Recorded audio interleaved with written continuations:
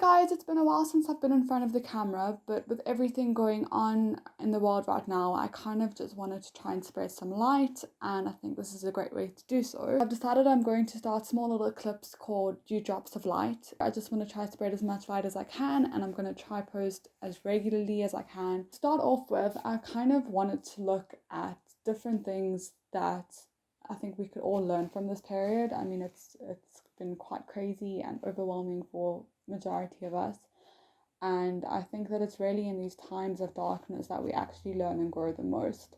I mean, obviously it's not nice, and obviously I don't wish like bad stuff for anyone, but I think that the blessing behind these things is that it's actually a great opportunity to learn and grow and just really become a better human being. I mean, I think that's why all of this is happening. First thing that I wanted to speak about is something I felt that I struggled the most with in my life. I mean, not so much this year, but I think for many, this is a lesson for now. I mean, I am being reminded of it because I am still having issues with it. And that's basically just the notion of letting go.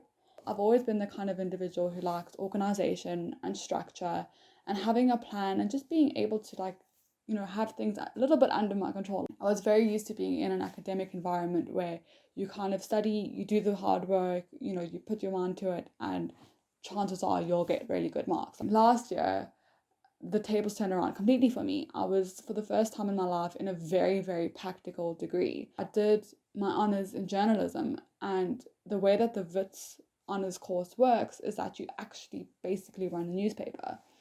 So it's very hands-on, and it's like a real life classroom. It's not like you're just sitting and you're learning and you do your hard work and you get your marks.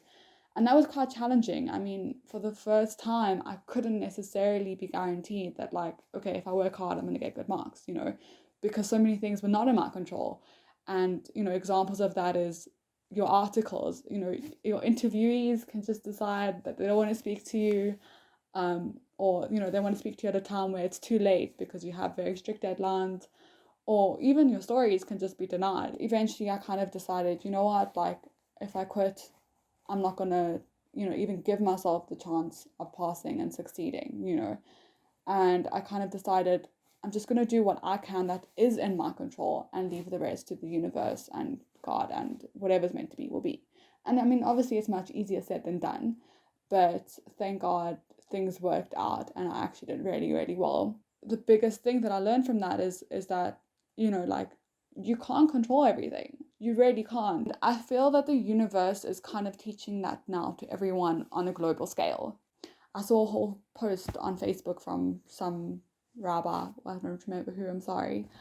But he was also saying how it's actually just lifted the illusion that we ever thought we were in control. We always thought that we knew what was going to happen, and we have a set plan of okay, in 5 years I'm going to be here, and in this month I'm going to do this, etc. But really, we've never been in control. We've never really had control. At the end of the day, the universe will always be the one to kind of set us where we need to go. And sometimes, it's not where we expect to be, but that's essentially what this whole thing has done. It's kind of lifted the veil that we ever had control over anything.